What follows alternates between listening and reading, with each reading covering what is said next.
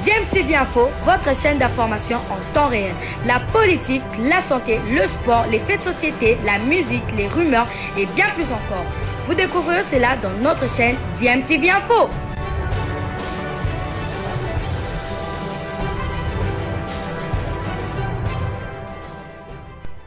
Vous êtes sur DMTV, bonjour ou bonsoir, tout dépend de l'heure à laquelle vous nous suivez. Tout plaisir est pour nous de vous retrouver, mais surtout de savoir que vous êtes nombreux en train de suivre votre chaîne YouTube DMTV. DMTV qui vous propose l'actualité, vous propose également des analyses et des réflexions sur des sujets d'actualité, sur des faits sociaux ou tout simplement sur des réalités que nous observons ici chez nous en République démocratique du Congo. L'actualité, c'est aussi et encore les léopards de la République démocratique du Congo qui s'étaient qualifié pour les barrages de la Coupe du Monde Qatar 2022. Une Coupe du Monde qui est l'objectif qui a été fixé à l'entraîneur argentin Héctor Raúl Cooper lorsqu'il a signé son contrat avec le gouvernement des Warriors, le gouvernement de la République démocratique du Congo. Entre autres, comme objectif et objectif principal, c'est de qualifier les léopards pour la Coupe du Monde Qatar 2022. Les techniciens argentins a réalisé en tout cas la première partie de son contrat qui était de nous qualifier déjà pour le barrage, qui est le chemin qui mène justement vers Qatar 2022. Même si cela était difficile, il a fallu attendre cette dernière journée contre le Bénin, cette victoire 2-0 pour voir les léopards se qualifier malgré une plainte qui est venue après de la fédération béninoise pour essayer de disqualifier les léopards. Les léopards sont bel et bien qualifiés. Alors nous nous posons tous la question de savoir comment les léopards vont se préparer avant le mois de mars pour justement bien aborder ces deux rencontres de barrage. On sait que les léopards qui se retrouvent dans le deuxième chapeau vont affronter l'une des 5 équipes qui se trouvent dans le premier chapeau et malheureusement le match allait se jouant ici à Kinshasa. Le retour se jouera à l'extérieur donc dans ce pays. Il faudra donc pour les léopards avoir un mental très fort, être mieux préparé, mieux outillé parce que les 5 nations du chapeau 1 sont les meilleures équipes d'Afrique, les équipes en tout cas qui sont les mieux classées dans le dernier classement FIFA. On sait aussi que ces équipes-là se préparent. Je prends le cas des 3 pays maghrébins qui composent justement ce premier chapeau. Il y a la Tunisie, l'Algérie, le Maroc qui évoluent actuellement du côté de la Coupe arabe 2021 et qui sont encore un peu plus de temps de jeu et de temps de préparation. Et après cela, ces équipes-là sont toutes qualifiées pour la Coupe d'Afrique des Nations qui va se jouer au Cameroun. C'est prévu pour le Cameroun. On ne sait pas si ça sera délocalisé parce que le Cameroun ne semble pas prêt pour recevoir cette compétition. Alors les 5 nations qui se retrouvent dans le chapeau 1 et qui sont des potentiels adversaires de la République démocratique du Congo vont jouer la Coupe d'Afrique, auront donc beaucoup de matchs dans les jambes et les joueurs vont donc jouer encore une fois ensemble pour créer encore un peu plus d'automatisme. Et quid des léopards, cette équipe qui est visiblement en pleine reconstruction? C'est la question qu'on se posait bien évidemment et à cette question nous avons notre réponse puisque le technicien argentin Héctor Raúl Cooper a répondu à cela. Alors qualifié pour le second tour des barrages des éliminatoires de la Coupe du Monde FIFA Qatar 2022, les léopards de la RD Congo vont se déplacer pour 2 stages de préparation aux Émirats Arabes Unis. Le sélectionneur national Héctor Raúl Cooper propose ces 2 mises au vert pour les préparatifs de l'équipe avant les matchs des barrages prévus du 21 au 29 mars 2022. Le technicien argentin très expérimenté de l'équipe de la République démocratique du Congo a envoyé ce programme à la Fédération congolaise de football association afin de mieux affûter les armes et de maximiser les chances des léopards pour la qualification à la Coupe du Monde 2022, 47 ans après. Selon son programme, la première mise au vert va avoir lieu du 27 décembre au 7 janvier 2022 à Abu Dhabi. Nous sommes toujours aux Émirats Arabes Unis. 26 joueurs évoluant au pays et en Afrique prendront part à ce stage. Le sélectionneur national veut mettre à niveau ses footballeurs et les inculquer ses plans et sa philosophie tactique. 2 matchs amicaux sont également programmés pendant cette période de préparation. Les Léopards vont affronter le 3 janvier 2022 le Burkina Faso. Burkina Faso qui prépare également sa Coupe d'Afrique des Nations, et donc ce sera un bon match, un match d'un bon niveau où nous pourrions effectivement évaluer le niveau de ces joueurs des Léopards évoluant en Afrique, hein, en général. Donc des locaux qui évoluent ici en République démocratique du Congo et d'autres qui évoluent en Afrique, en Tanzanie par exemple, au Maroc. Alors le 6 janvier, la République démocratique du Congo va s'affronter à une équipe locale, hein. L'équipe reste à déterminer. Voilà pour le premier stage qui ne concerne que des joueurs locaux. Et pour le second stage, cette fois, ils vont quitter Abu Dhabi pour aller du côté de Dubaï. Le deuxième stage de préparation de Hector Cooper est prévu du 24 janvier au 2 février 2022 à Dubaï, aux Émirats Arabes Unis. Le sélectionneur national Hector Raoul Cooper compte avoir tout son effectif cette fois-ci, hein, pour cette deuxième étape de préparation pour mieux préparer les matchs des barrages du mois de mars 2022. Ce stage qui permettra de peaufiner des stratégies afin de mieux aborder les 2 rencontres du dernier tour qualificatif pour la phase finale du Mondial Qatar 2022. 26 joueurs également sont prévus pour ce stage, et la République démocratique du Congo jouera un match amical contre le Bahreïn. Ce sera le 1er février 2022. Pour rappel, hein, la République démocratique du Congo connaîtra son adversaire du tour des barrages lors des tirages au sort prévus le 22 janvier 2022 à Yaoundé, au Cameroun, pendant la phase finale de la Coupe d'Afrique des Nations, si et seulement si d'ailleurs cette Coupe d'Afrique des Nations se joue au Cameroun, parce qu'il y a trop de problèmes. Mais il faut également rappeler que parmi les adversaires, les potentiels adversaires de la RDC, on aura soit la Tunisie, le Maroc, l'Algérie, le Sénégal ou le Nigeria. Il faut donc une bonne préparation, un mental très fort à nos fauves, hein, pour que nous puissions nous qualifier. Alors ce programme de préparation de Hector Raoul Cooper, hein, qui l'a envoyé en tout cas au niveau de la fédération, a tenu compte de beaucoup de remarques que les Congolais ont eu à formuler, hein, après les 6 matchs joués lors de la phase des groupes, hein. Je rappelle qu'on était logé dans le groupe J avec la Tanzanie, le Bénin ainsi que le Madagascar. Alors au niveau du ministère des Sports, on avait déjà aussi prévu un programme de préparation, évidemment en attendant que le concerné lui-même puisse faire son programme, et le gouvernement devra certainement sortir les moyens. Mais déjà le ministre des Sports avait rassuré François-Claude Mouanakabulo avant même qu'Hector Raoul Cooper ne puisse envoyer ce programme que des stages étaient prévus, hein, aussi bien pour la préparation des locaux que pour l'équipe dans son ensemble. Je vous propose de revenir sur ce que disait justement François-Claude Mouanakabulo sur cela, puisqu'il en avait discuté avec le ministre des Sports Serge Condé. Il a également parlé aussi de cette problématique de trouver une résidence à l'entraîneur pour qu'il vienne s'installer ici en République démocratique du Congo, afin qu'il puisse suivre aussi le championnat ici et mieux suivre les joueurs locaux, et ne pas laisser cette tâche-là uniquement à Daouda Lupembe, l'entraîneur adjoint, hein, des Léopards, et qui lui bien évidemment participe à la Linafoot, puisqu'il est en même temps entraîneur de Maniema-Union, et donc lui réside ici en République démocratique du Congo. Suivant cet extrait avec François-Claude Mouanakabulo, nous nous retrouvons après pour la conclusion de ce avec les ministres des Sports. Il y a déjà un programme. D'ici le mois de mars, on va profiter de la journée FIFA au mois de janvier pour faire organiser des matchs. Pour les binationaux, ce sera à l'extérieur, le pays sera déterminé. Et il y aura également des matchs qui seront prévus ici pour les locaux, un petit stage, pour essayer de les suivre, question de détecter. Alors les coachs, pour le moment, il est réparti il y a 2 jours. Il est rentré à Las Palmas, en Espagne, où il vit. Il n'a pas de maison, mais le ministre nous a rassuré qu'il y a une équipe qui est mise sur pied pour très très vite trouver un appartement ou une villa qu'on va mettre à la disposition. La villa peut être meublée ou non meublée. Hein? Tous les commissionnaires, bien ma commissionnaire à Kisasa, c'est le moment, ils ont Libanga. Libanga, ils ont COP. Donc, Si vous trouvez un appartement bien, un placement malamo, pour qu'on ait entraîné dans l'embate, bien à ma tête, non. Pour le qui placement bien.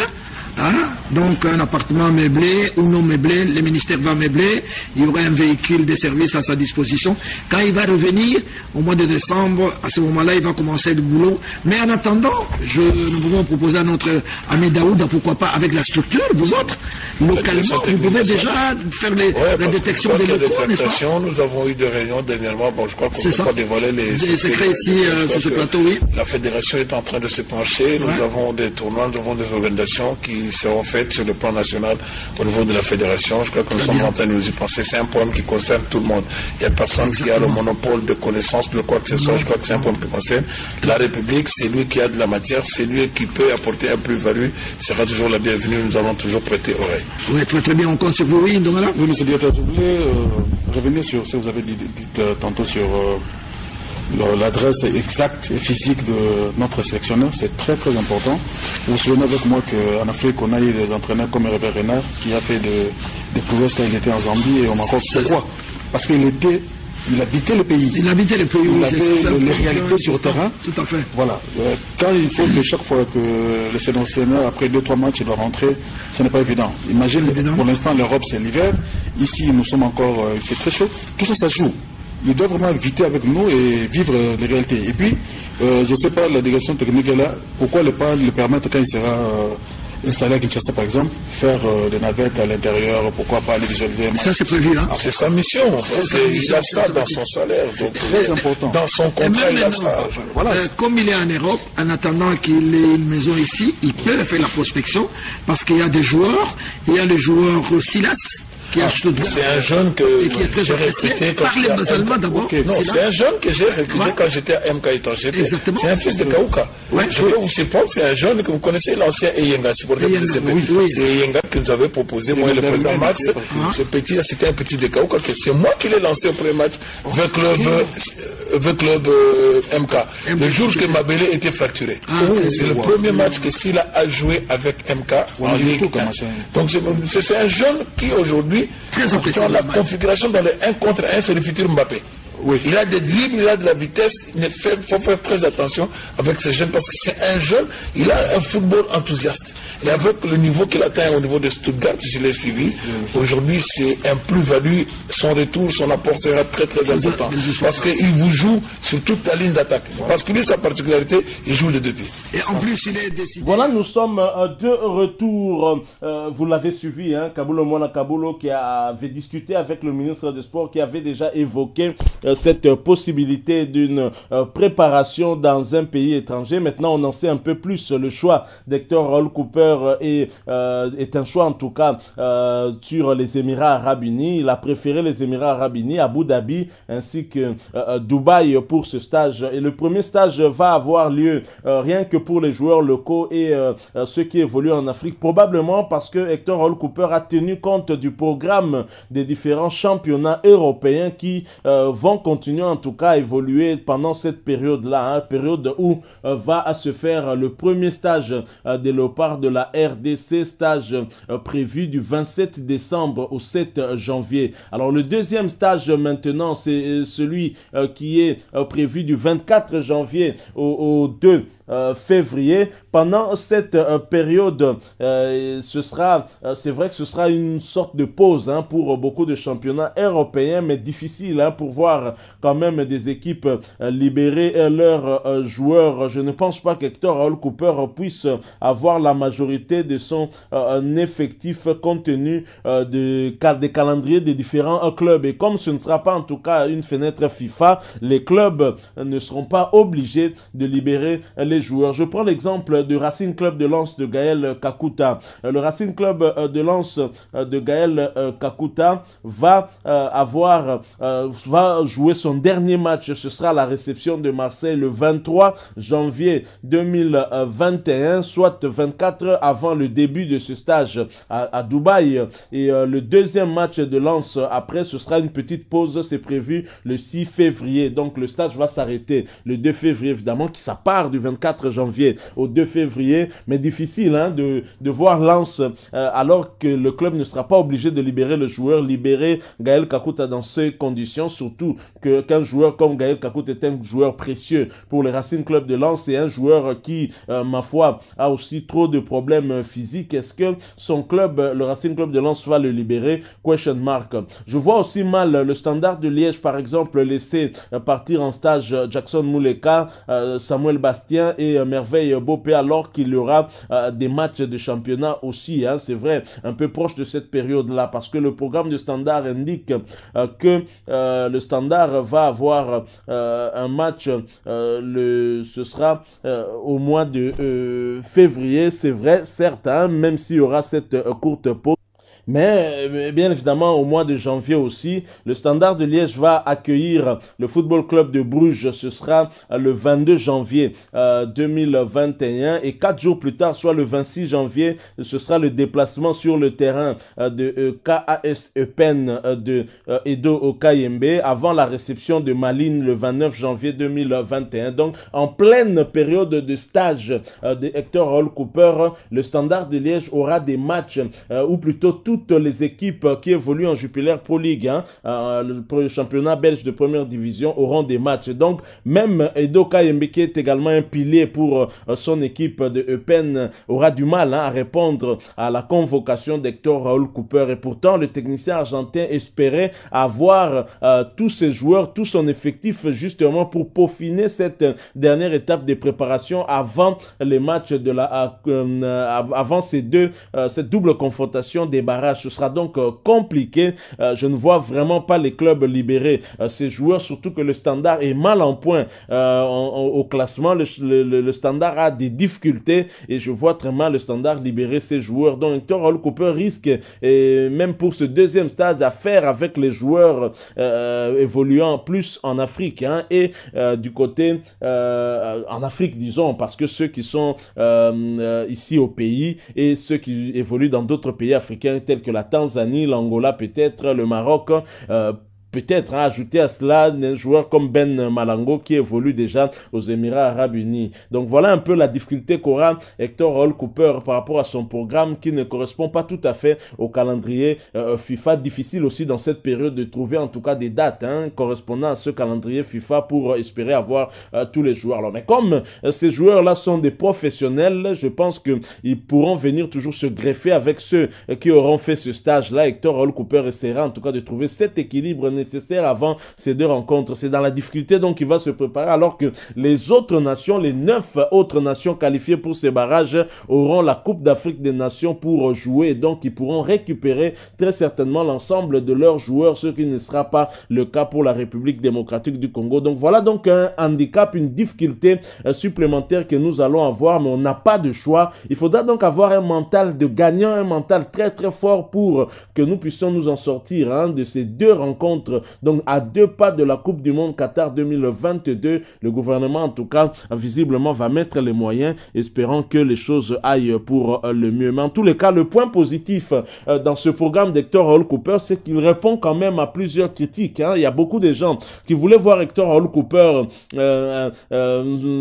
suivre un tout petit peu aussi les joueurs locaux et essayer d'en récupérer quelques-uns afin de les greffer dans l'effectif, dans son effectif de la part de la RDC, dans les compartiments en tout cas qui posent problème. Et Hector Raoul Cooper va répondre à cela avec ce premier stage qu'il va faire essentiellement avec ses joueurs locaux, ceux évoluant en Afrique, pour justement les mettre à niveau par rapport surtout à son plan de jeu. Vous savez, Hector Raoul Cooper est un entraîneur qui a une tactique. On sait bien que c'est quelqu'un qui joue trop défensif. Il aime bien défendre et ensuite peut-être chercher à trouver une opportunité en attaquant et à marquer. Donc, il y a une philosophie tactique que les joueurs doivent suivre aussi et respecter. Ce n'est pas toujours évident. Voilà, nous sommes arrivés à la fin de ce sujet qui, nous l'espérons, vous aura intéressé et plu. Et si c'est le cas, laissez-nous un maximum de j'aime. Partagez avec nous aussi votre point de vue par rapport à ce calendrier qui empiète aussi un tout petit peu au calendrier des championnats européens.